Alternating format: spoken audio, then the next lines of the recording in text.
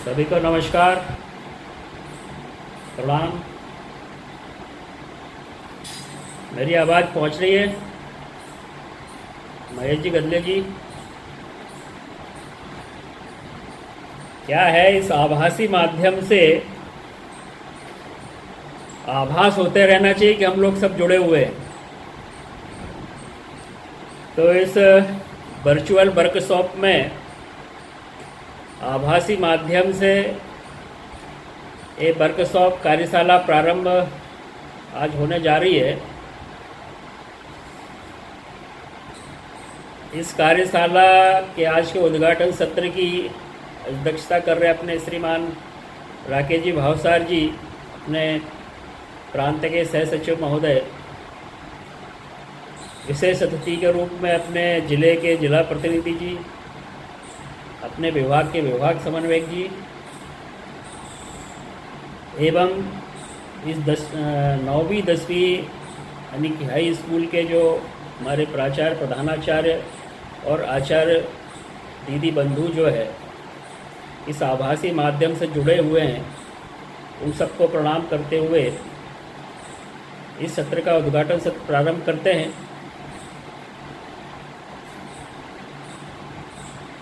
हम सब जानते हैं कि अभी एक विकट समय से हम सब गुजर रहे हैं। संपूर्ण देश में महामारी का समय है और ऐसे संक्रमण काल में हम प्रत्यक्ष ना करते हुए इस आभासी माध्यम से और इस वर्कशॉप को करने जा रहे हैं। हम सब जानते हैं कि राष्ट्रीय शिक्षा नीति 2020 गत वर्ष लॉन्च की गई थी। गत वर्ष भी हमने राष्ट्रीय शिक्षा नीति को लेकर कई व्याख्यान किए हैं, आप लोगों के सामने विषय आए हैं। इस बार इसको कार्यशाला का रूप दिया, वर्कशॉप का रूप दिया है। पहले तो सोचा था कि प्रत्यक्ष हम सब मिल के इस वर्कशॉप का आयोजन करेंगे, लेकिन चूंकि दूसरी लहर कोरोना की आ गई, लॉकडाउन हो गया, उसके कारण से हम सब लोगों ने ये माध्यम तय किया है, इस वर्चुअल माध्यम से हम सब लोग इस वर्कशॉप को संपन्न करें।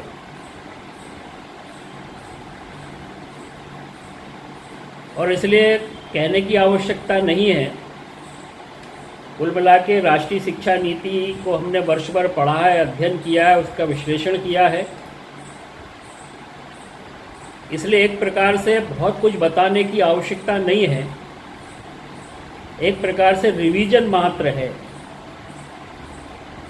हम सब जानते हैं कि इसरो के जो प्रमुख हैं कस्तूरी रंजन जी, उनकी अध्यक्षता में समिति का गठन हुआ और कस्तूरी रंजन जी की अध्यक्षता में जो समिति बनी, उसने ये राष्ट्रीय शिक्षा नीति का मसौदा तैयार किया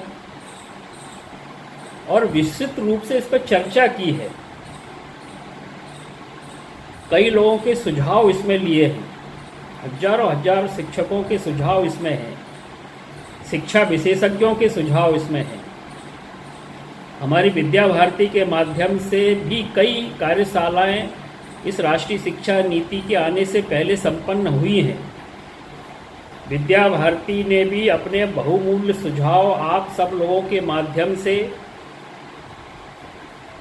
सरकार तक पहुंचाए हैं और वो सारे सुझाव भी इस राष्ट्रीय शिक्षा नीति में सम्मिलित हुए हैं।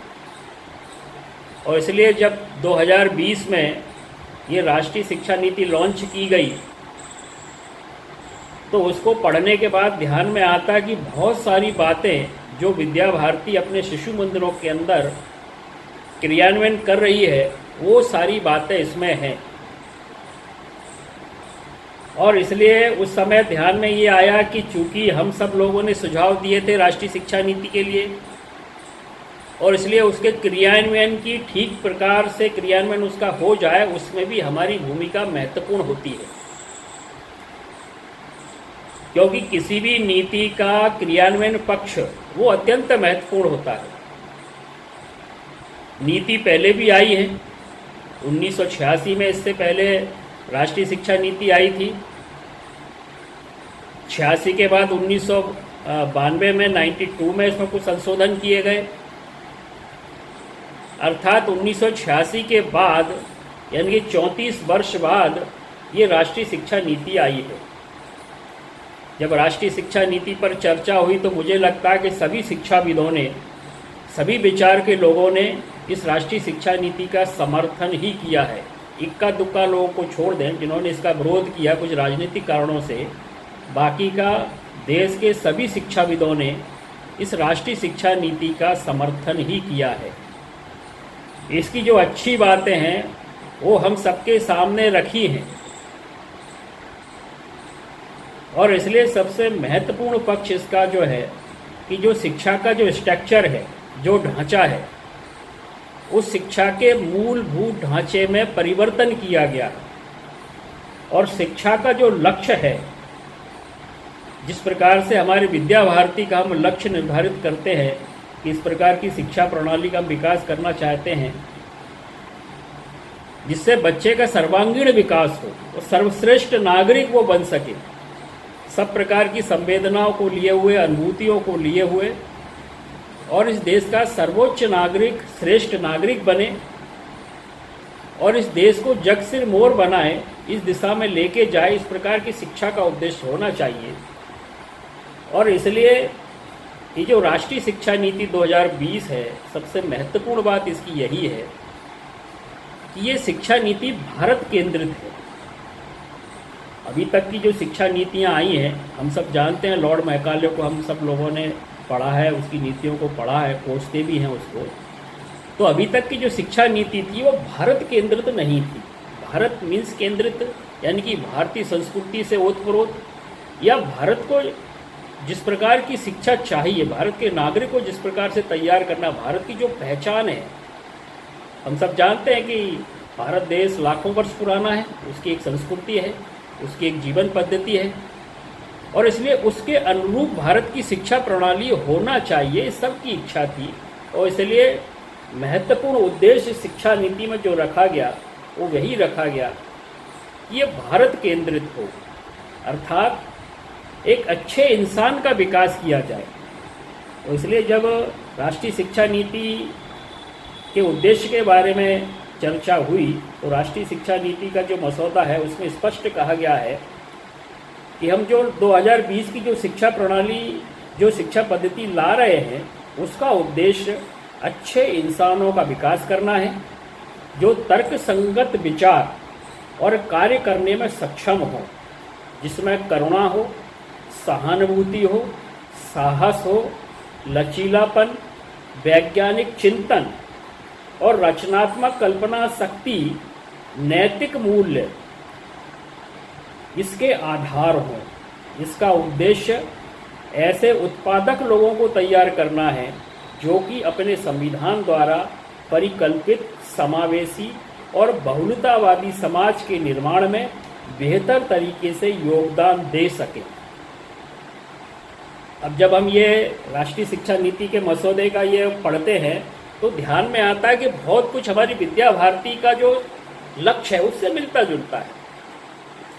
इसमें स्पष्ट कहा गया है कि जीवन मूल्यों की शिक्षा, नैतिक शिक्षा, एक अच्छे इंसान को तैयार करना, उसको बनाना, एक श्रेष्ठ नागरिक को तैयार करना जो समावेशी हो, करुणा भी जिसके अंदर हो, सहानुभूति भी हो, साहस भी हो, समन्वयवादी हो, जिस प्रकार की हमारी संस्कृति है उस प्रकार का व्यक्ति तैयार करना इसका उद्देश्य है। इसलिए राष्ट्रीय शिक्षा नीति के मसौदे में प्रमुख सिद्धांत ये है। फिर महत्वपूर्ण दूसरी बात यह है कि राष्ट्रीय शिक्षा नीति में दो चीज़ों पर बहुत फोकस किया गया है। इसके आधार है, एक शिक्षक, दूसरा विद्यार्थी। हम सब जानते हैं कि शिक्षा के आधार दो ही हैं, एक शिक्षा लेने वाला, एक शिक्षा देने वाला। लेकिन इसमें महत्वपूर्ण पक्ष ये है कि आदर्श शिक्षण संस्थान की कल्पना की गई है। जैसे हम कहते हैं कि हमारा आदर्श शिशु मंदिर कैसा होना चाहिए, हमारा विद्यालय कैसा होना चाहिए, और इसलिए एक अच्छी शैक्षणिक संस्था की कल्पना की गई है तो कैसी होना चाहिए। आगे उसमें बताया है कि अच्छी शैक्षणिक संस्था वह है जिसमें प्रत्येक छात्र का स्वागत किया जाता है, और उसकी देखभाल की जाती है, जहाँ एक सुरक्षित और प्रेरणादायक शिक्षण वातावरण मौजूद होता है। हम कहते हैं ना, विद्यालय प्रेरणादायी होना चाहिए। बच्चा विद्यालय आने से डरना नहीं चाहिए, वो सहज प्रसन्न चित्त भाव से विद्यालय में आना चाहिए। वो जब विद्यालय में प्रवेश करता है तो हमारे आचार्य, शिक्षक, परिवार स्वागतुर रहना चाहिए, उसके स्वागत के लिए तैयार रहना चाहिए। और एक एक भैया बहन की जिस प्रकार से उसके अभिभावक चिंता करते हैं, ऐसी सारी चिंता उस विद्यार्थी की, उस भैया बहन की हमको करना चाहिए, हमारी सिद्धांत है। और इसलिए इस राष्ट्रीय शिक्षा नीति 2020 में स्पष्ट ये सिद्धांत रूप में कहा गया है कि एक अच्छी शैक्षणिक संस्था वह है जिसमें प्रत्येक छात्र का स्वागत किया जाता है और उसकी देखभाल की जाती, जहाँ एक सुरक्षित और प्रेरणादायक शिक्षण वातावरण मौजूद होता है, जहाँ सभी छात्रों को सीखने के लिए विविध प्रकार के अनुभव उपलब्ध कराए जाते हैं। सभी छात्रों के, हो सकता है कोई छात्र कमज़ोर हो, कोई इंटेलिजेंट हो, लेकिन कमज़ोर छात्र और इंटेलिजेंट छात्र जो भी हैं, सभी को समान अनुभव उपलब्ध कराए जाए विविध प्रकार के, और जहाँ सीखने के लिए अच्छे बुनियादी ढांचे और उपयुक्त संसाधन उपलब्ध हों, यानी कि विद्यालय संसाधन युक्त हो। जो हम सिखाना चाहते हैं, जो शिक्षित करना चाहते हैं, तो एक संसाधन युक्त विद्यालय हो। ये सब हासिल करना प्रत्येक शिक्षा संस्थान का लक्ष्य होना चाहिए। तथापि साथ ही विभिन्न संस्थानों के बीच शिक्षा के हर स्तर पर परस्पर सहज जुड़ाव और समन्वय आवश्यक है। अर्थात जो विद्यालय है, हो सकता है कोई विद्यालय बहुत ज़्यादा संसाधन युक्त है, कोई विद्यालय थोड़ा कमज़ोर है, जैसे हम भी देखते हैं हमारे शिशु मंदिरों में, कोई विद्यालय में संसाधन ज़्यादा रहते हैं, किसी विद्यालय में संसाधन कम रहते हैं। तो इसके लक्ष्य में स्पष्ट ये कहा है कि विद्यालय, शैक्षणिक संस्थान इस प्रकार की संसाधन युक्त हो।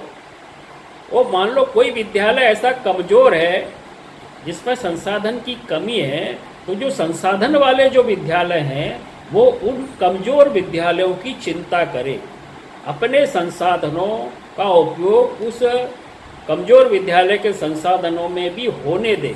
ऐसा एक क्लस्टर तैयार करे, जिसको हम संकुल कहते हैं। हमारी रचना में हमने भी इस विद्या भारती में इसको कहा है कि एक संकुल रचना खड़ी हो, जिसमें 8-10 विद्यालय उस संकुल रचना में आए, केंद्रीय विद्यालय रहे और उसके आसपास के विद्यालय रहे। तो कुछ सक्षम विद्यालय उसमें जोड़े जाएं, कुछ कमज़ोर विद्यालय रहे, तो सक्षम विद्यालय का भी गुणात्मक विकास जो है वो सक्षम विद्यालय, कमज़ोर विद्यालय का गुणात्मक विकास सक्षम विद्यालय वो करे। ऐसे एक क्लस्टर तैयार करना, ऐसे संकुल तैयार करना। कहने का तात्पर्य है कि एक संसाधन युक्त अच्छा शैक्षिक वातावरण विद्यार्थी को उपलब्ध कराना, ये इस राष्ट्रीय शिक्षा नीति 2020 का लक्ष्य है। दूसरी बात, हम सब जानते हैं कि स्ट्रक्चर बदला है। 10+2 की जगह अब जो है 5+3+3 4 आ गया। हम सब समझ गए इस स्ट्रक्चर को, इस ढांचे को, कि शुरू के 5 क्या हैं। तो सब जानते हैं कि जो हमारी मांग थी, हम शिशु वाटिका जो चला रहे थे, तो शिशु वाटिका में हम उत्तरार्ध पूर्वार्ध 2 वर्ष हमने जोड़े हैं। कुछ जगह हमारे शिशु मंदिरों में अंकुर भी चला करता था, सभी दूर नहीं है, कुछ जगह अंकुर भी है।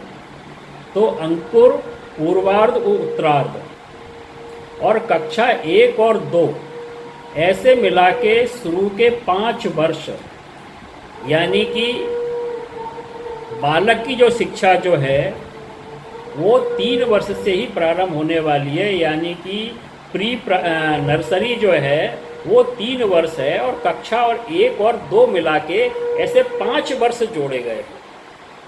इसको हमने कहा गया है कि ये बच्चे की फाउंडेशन है। तो राष्ट्रीय शिक्षा नीति में इसको किसी भी बच्चे का फाउंडेशन कहा गया है।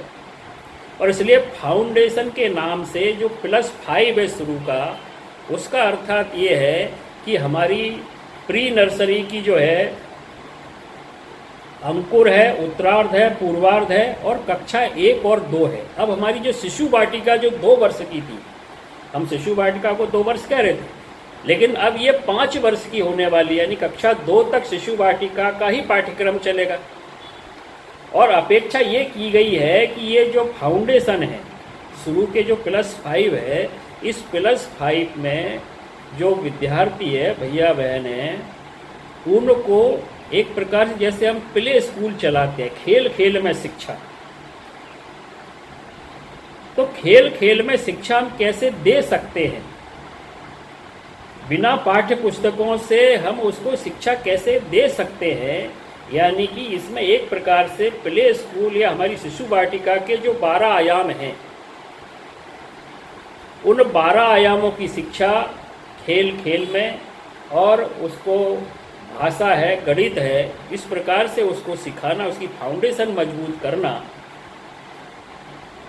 इस प्रकार के इसमें +5 में भूमिका रहने वाली है। सामान्यतः उसमें ये भी जोड़ा है कि शासकीय व्यवस्था भी उसमें सम्मिलित रहेगी। तो आंगनवाड़ी केंद्र है जो शासकीय व्यवस्था में, शासकीय व्यवस्था का जो स्वास्थ्य मंत्रालय है, तो स्वास्थ्य विभाग भी समय समय पर बच्चों के स्वास्थ्य का मूल्यांकन करेगा।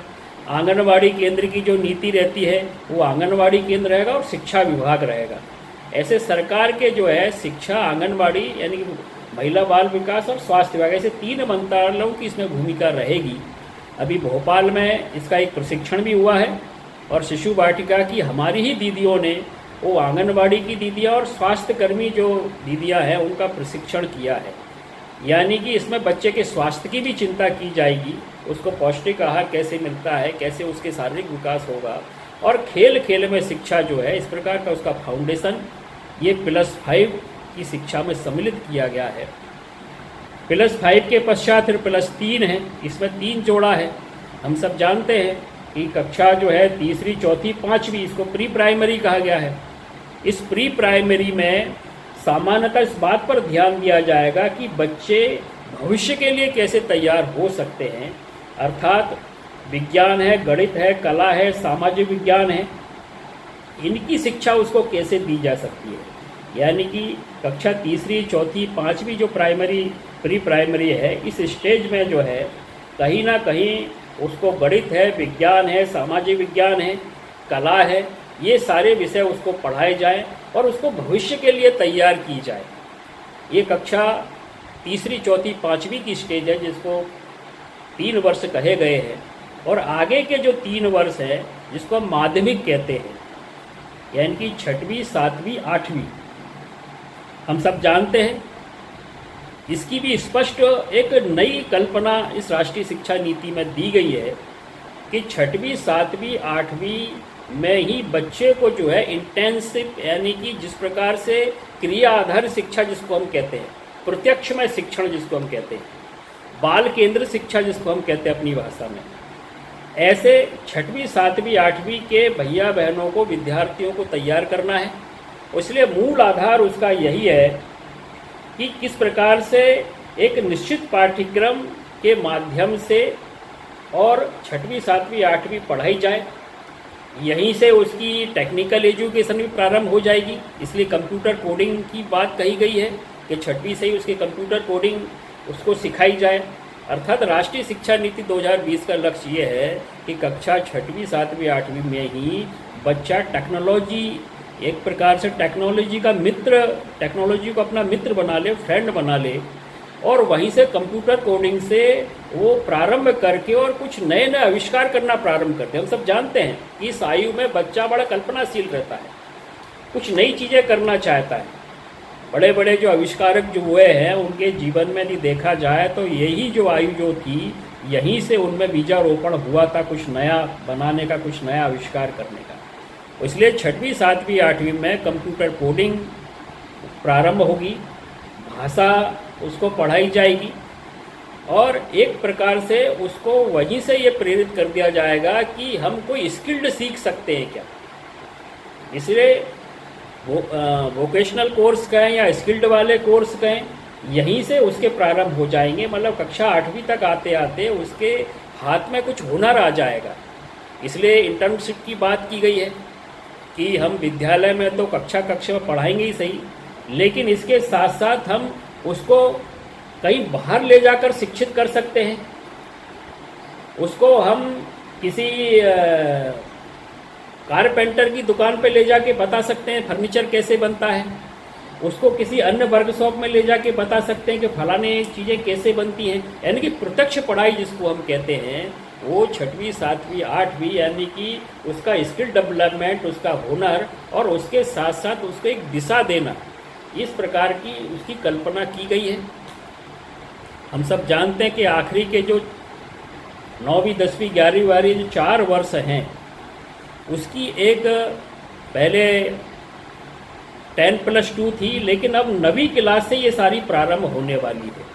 तो 9वीं 10वीं 11वीं 12वीं ये 4 वर्ष ये जो रहेंगे, इसमें कल्पना की गई राष्ट्रीय शिक्षा नीति में, ये 4 वर्ष जो विद्यार्थी जो पढ़ेगा, उसके अंदर गहरी समझ विकसित होना चाहिए विज्ञान के प्रति, अन्य विषयों के प्रति। यानी कि 9वीं से ही बच्चे को इस प्रकार की कल्पना होना चाहिए कि उसके जीवन का टारगेट क्या है, उसका लक्ष्य क्या है, उसकी विश्लेषणात्मक बुद्धि इतनी परिपक्व इसमें हो जाना चाहिए कि वो कुछ नया कर सके, या वो तय कर सके जीवन लक्ष्य कि उसको करना क्या है। अभी सामान्यतः हम सब जानते हैं कि 10वीं क्लास से सब्जेक्ट लेते थे, तो इसलिए 10वीं में आके वो विचार करता था कि मुझे किस स्ट्रीम में जाना है, क्या करना है। लेकिन अब एक कक्षा पहले ही 9वीं से ही उसको इस प्रकार के से तैयार करना है कि कक्षा 9वीं में ही उसकी गहरी समझ विकसित हो जाए, सिर्फ रटंत विद्या नहीं रहे। और इसलिए राष्ट्रीय शिक्षा नीति का एक महत्वपूर्ण पक्ष ये है कि इसमें रटंत विद्या जो थी, या एक पढ़ाने का जो पुराना तरीका अपना जो है पाठ्य पुस्तक को लेके, उसको अवॉइड किया गया। और इसलिए 9वीं से 12वीं के विद्यार्थी को इस प्रकार से तैयार करना कि उसकी विश्लेषणात्मक शक्ति और खुद कुछ करने की शक्ति उसकी कैसे बढ़ सकती है, यानी स्वयं वो करे, स्वयं पढ़े, होम स्टडी, यानी कि वो स्वयं की सेल्फ स्टडी कैसे कर सकता है, इस ओर प्रेरित करना, ऐसा 9वीं से 12वीं तक के जो है वो बताया गया है। यदि इसकी विशेषताओं पर हम ध्यान देंगे तो 2 चीज़ें बहुत महत्वपूर्ण जो है इस 9वीं और 12वीं के पीरियड में कही गई है। हम सब जानते हैं कि एक स्ट्रीम सिस्टम हमारे यहाँ चला करता था। तो स्ट्रीम सिस्टम यानी कि आर्ट, यानी कि साइंस है, यानी कि मैथ्स है, ये सारे 3, कॉमर्स, इस प्रकार के स्ट्रीम सिस्टम थे। कई वर्षों से ये मांग चल रही थी कि भाई गणित का कोई विद्यार्थी है और वो गणित के साथ साथ इतिहास में भी रुचि रखता है, या तो कुल मिला के इस राष्ट्रीय शिक्षा नीति की जब हम बात करते हैं, उच्च शिक्षा की 2 बात आपको ध्यान में आई गई होगी, 12वीं तक की सारी ध्यान में आई गई है।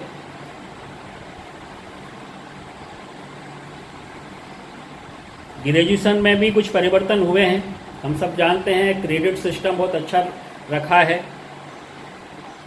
पहले क्या ड्रॉप आउट हो जाते थे, फर्स्ट ईयर से कोई पढ़ाई समाप्त कर देता था, सेकेंड ईयर से पढ़ाई समाप्त कर देता था, उसको दोबारा डिग्री करना है तो फिर फर्स्ट ईयर में आना पड़ता था। तो एक अच्छी विशेषता उच्च शिक्षा में भी ये की गई है कि यदि उसका एक क्रेडिट बैंक बनेगा, यदि 1 वर्ष उसने पढ़ाई की है तो सर्टिफिकेट मिलेगा, 2 वर्ष करी है तो उसको डिप्लोमा मिलेगा, और पूरी पढ़ाई करेगा तब उसको डिग्री मिलेगी। बीच में यदि उसने छोड़ भी दी तो क्रेडिट उसका ऐसा रहेगा कि जब भी वो पढ़ना चाहे, जहाँ से पढ़ाई छोड़ी है वहाँ से वो शुरू कर सकता है। ये बहुत अच्छा प्रयास है उच्च शिक्षा के अंदर। उच्च शिक्षा के अंदर भी कई प्रकार के रिसर्च और ये सारी चीज़ों को, शोध को प्राथमिकता दी गई है। अभी हमारे विद्यार्थियों की सामान्यतः मानसिकता डिग्री की, यानी कि ये रहती है कि डिग्री करने के पश्चात नौकरी करना, लेकिन अब उच्च शिक्षा में शोध को महत्व दिया जाएगा, रिसर्च को महत्व दिया जाएगा। इसलिए कई प्रकार की फेलोशिप, कई प्रकार की सारी चीज़ें, योजनाएं लाई जाएंगी। कुल मिला के शिक्षा में रिसर्च हो, तो ऐसे एक पुनर्रिवीजन की बातें मैंने आपके सामने बताई है। 2-3 महत्वपूर्ण बातें करके अपने विषय पर समाप्त करें, क्योंकि समय का अभाव है। आप सब लोगों ने पढ़ी है राष्ट्रीय शिक्षा नीति। जो मुझे लगता है कुछ चीज़ें, एक तो 9वीं से जो 12वीं का जो उन्होंने बताया है, उसमें जो मैंने पढ़ा है, इसमें एक महत्वपूर्ण चीज़ उन्होंने कही है कि जिस प्रकार से अभी कोचिंग का जो संसार विकसित हुआ है, हम सब जानते हैं कि कोचिंग सेंटर बड़ी मात्रा में प्रारंभ हुए, बड़ा व्यवसाय बन गया कोचिंग का। और आप सब लोग तो अनुभवी लोग हैं, इसलिए आप जानते हैं कि जैसे ही 10वीं में बच्चा आता है और 11वीं 12वीं में तो विद्यालय में बहुत कम आता है, वो अलग कोचिंग ही कर लेता है, एक प्रकार से एडमिशन जैसा वो विद्यालय में रखता है। कोचिंग वाले भी उसको यही प्रेरित करते हैं कि भाई तुम जो है एडमिशन कहीं भी ले लो और हमारी कोचिंग में तुम पढ़ो, यहाँ आपको पूरा सब प्रकार से तैयार किया जाएगा कंपटीशन के लिए। कंपटीशन तैयारियों के लिए जो है उसको उधर ले लेते हैं।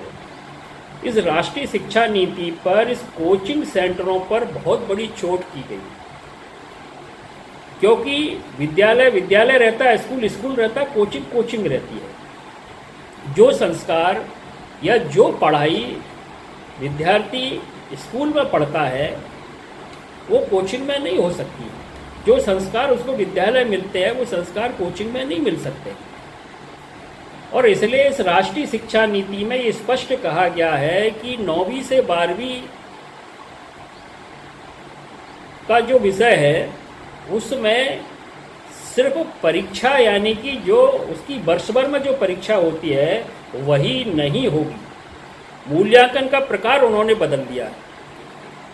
अब विद्यार्थी को जो है विद्यालय आना ही पड़ेगा क्योंकि मूल्यांकन का प्रकार बदल गया है।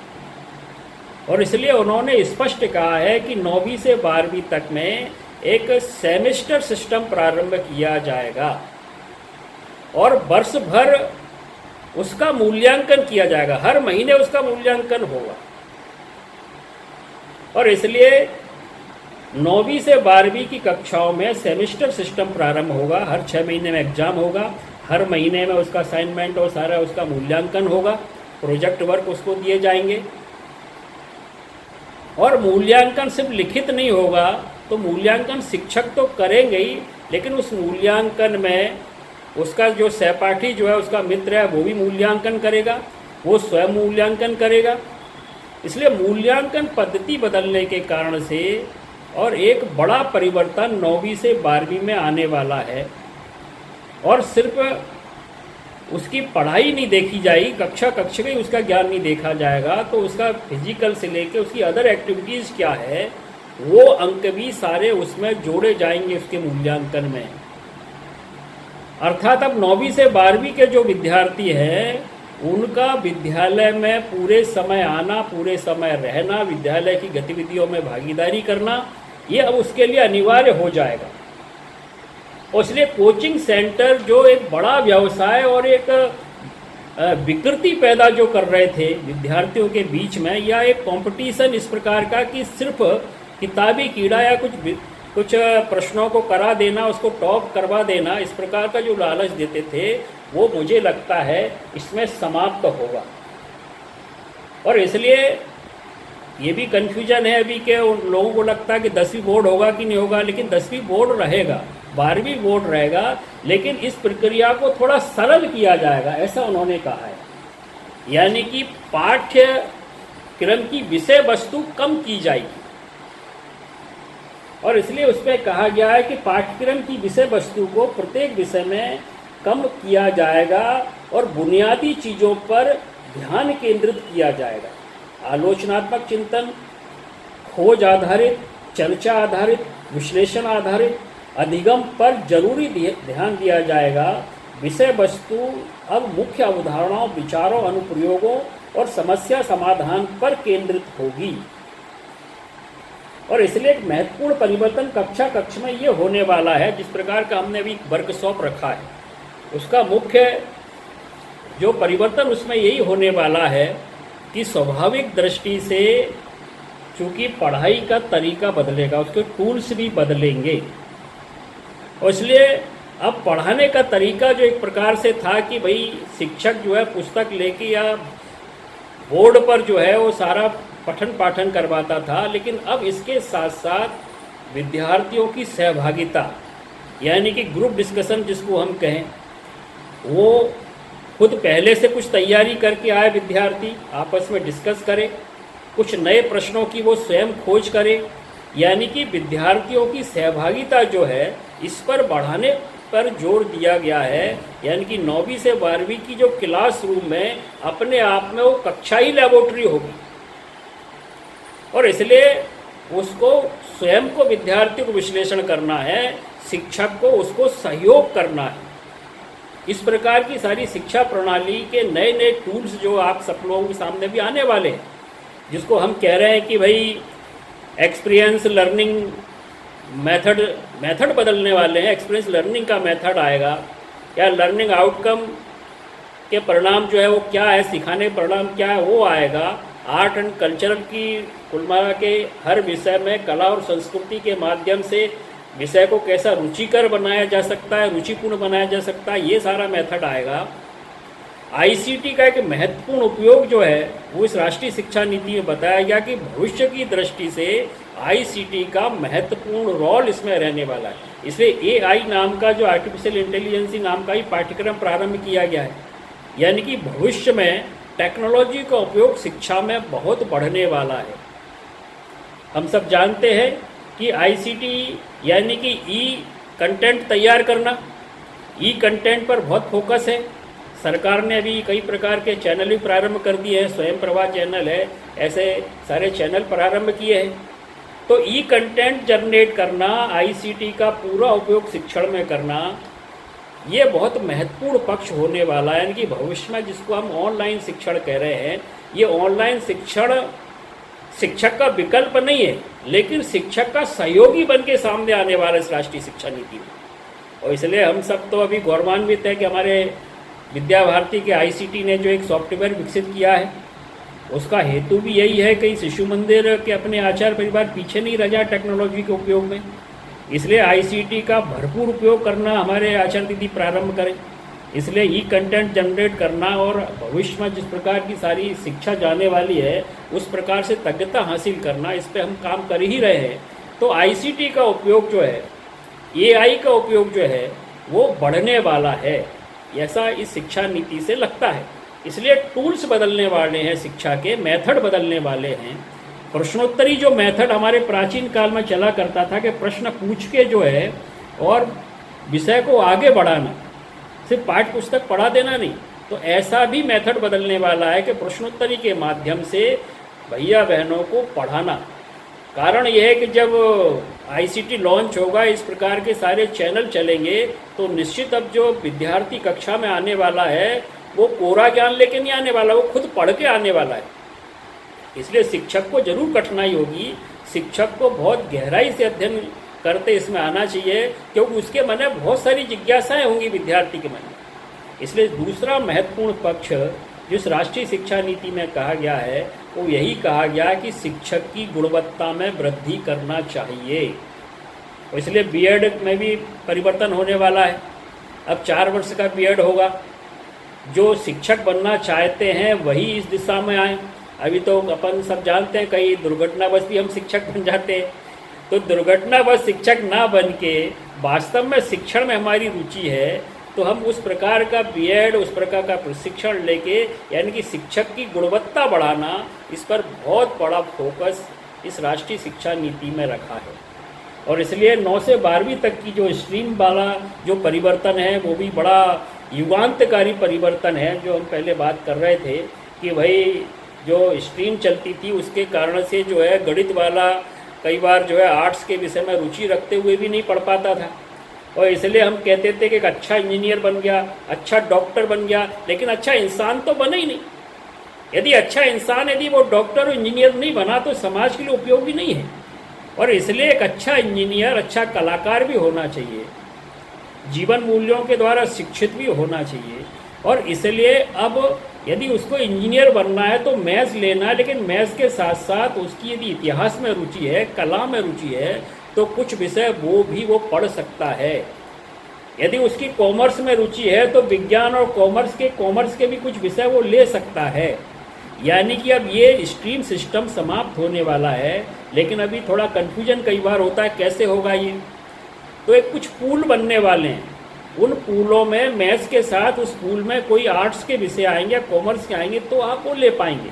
ऐसे विज्ञान का या कॉमर्स का पूल बनेगा, उसमें कोई इस प्रकार के विषय आएंगे तो वो आप ले पाएंगे।